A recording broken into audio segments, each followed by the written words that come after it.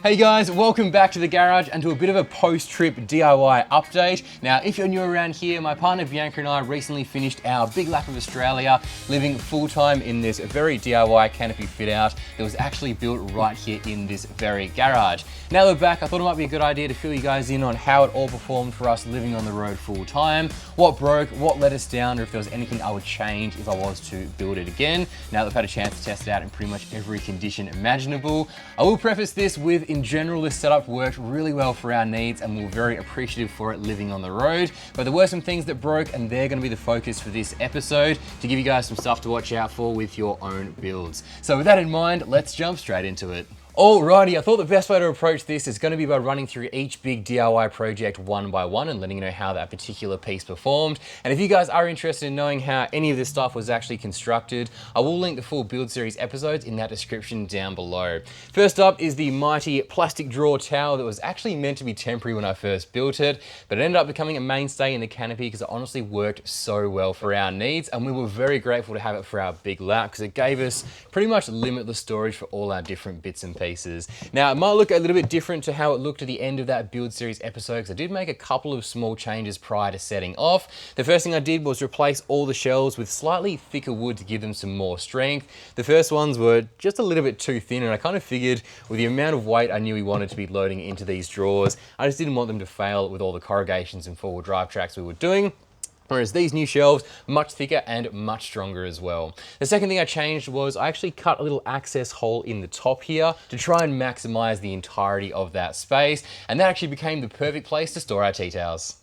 As for what went wrong with the unit, now there were a few cosmetic bits and pieces like carpet starting to peel around the edges just here that I'm gonna have to get some super glue in to try and fix. But in terms of functionality, the only thing that really let us down were these screws that actually hold those locking tabs in place, which then stop the drawers coming out. Over time, the actual screw that holds that in started coming loose as we turned the locking tabs. Now I'm hoping this is gonna be a pretty straightforward fix. I'm just planning on taking those screws out, filling the holes with some glue, and then popping those screws back in again, and hopefully once that glue dries, that should be enough to hold those screws firmly in place while those locking tabs turn independently.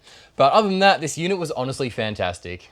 Next up, we have the big slide out kitchen build, which we absolutely love. And this is probably the thing I get the most questions about as far as the whole build is concerned. Now, as you can see, it still functions pretty well, but it has experienced a couple of issues just due to all the corrugations and those rough forward drive tracks we did tackle this year.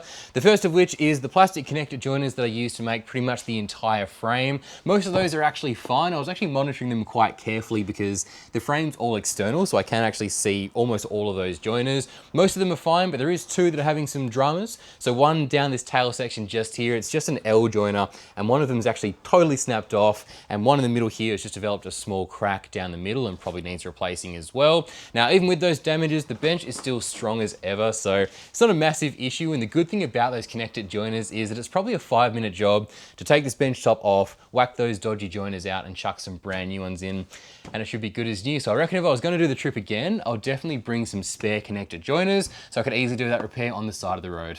The second issue was that the draw runners for this second stage extension actually started to occasionally come apart. Now, there's every chance this had something to do with my construction process, maybe not getting my widths just correctly, but every now and then this lower bench would actually drop out of its runners entirely, which was pretty annoying.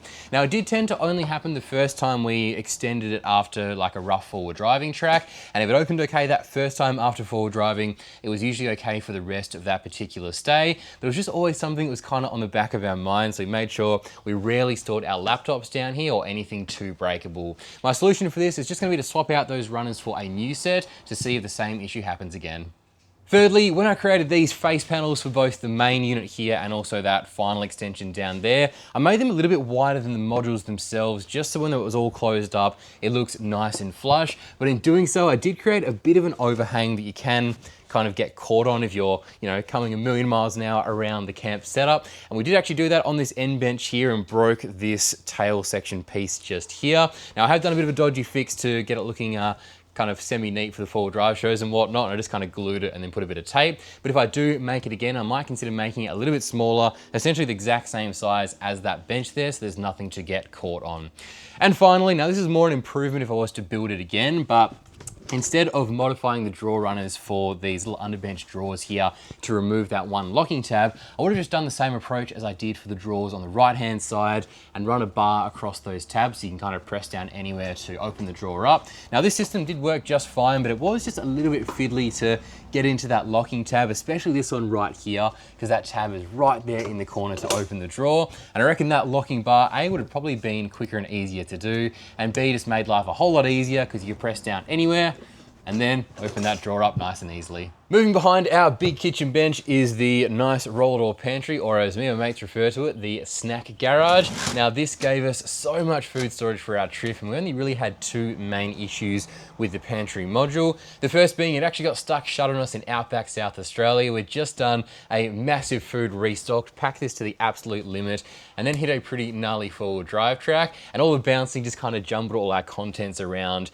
and a box got stuck up the top there and essentially caught the pantry door just there, and we couldn't open it any further. Now, luckily enough, there is a small gap at the top there. We're able to jam a knife in and kind of rummage it around and free that box, but I do have a more permanent solution in mind for future. So essentially up the top there, I'm going to create a bit of a false roof that sits just below where that door rolls up, essentially acting as a bit of a shield so nothing can get up and get stuck in that tracking system. Also, while we're in the pantry, there is one modification we did make to this unit before we set off, and that was to actually move the spool that the door rolls up into from the front section here, which ironically would have prevented the jamming situation in South Australia. Anyway, we moved that to the very rear, created custom little channels that roll the door up here and on top as well. So now this door, which normally would only open to there, goes the whole way up. You can even push it right back like that if you wanted to and really get good access to that top shelf just there.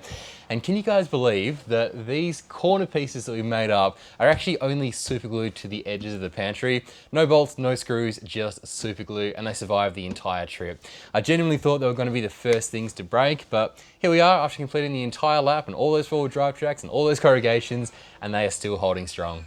The only other very minor issue is that with the amount we kind of packed into the bottom of this pantry in particular, with my coffee machine, chopping boards, we're storing our cast iron frying pan in there with all our different bits of food, it has slightly bulged out the edges of the pantry. And the reason I can tell that is there's a little bit more play kind of side to side in that pantry door compared to when it was brand new. Now, not quite enough that door is actually going to hop out of the tracking, which is lucky, because I don't think I'm going to be able to fix that without pulling the whole pantry out and putting brand new sides on, which I just don't think is worth doing when it's not really causing us any real issues. And other than that, the pantry has honestly been fantastic.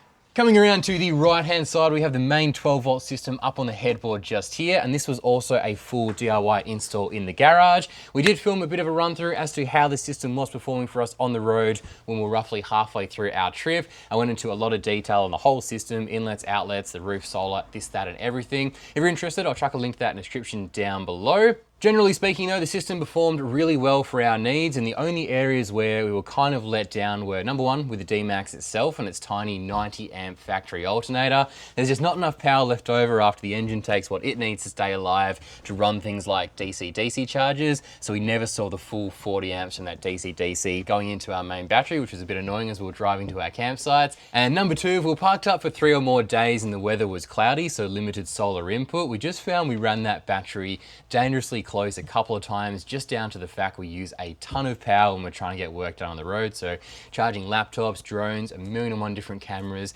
and running the Starlink to get videos uploaded while we're on the road. So I reckon, yeah, definitely an upgraded alternators on the cards for future, and potentially an even larger capacity, which would just allow us to, if the weather's cloudy, actually stay parked up for more than a few nights. Alrighty, this was the biggest and the most time-consuming project for the whole DIY fit out, and that was this big triple drawer build right here. And to be honest, I wasn't sure how it was going to perform for our big lap, because I did make it using only 9mm thick marine plywood for the tops here and the whole drawer construction themselves, whereas normally drawer builds use a lot thicker wood just for strength. The reason I opted to use such thin wood was basically to try and keep the weight down, knowing everything we're going to be adding to the setup. So I was very curious to see how it was going to tolerate all the weight we stored both in the drawers and on top, as well as we were tackling 4-wheel drive tracks, corrugations, and just regular use and abuse.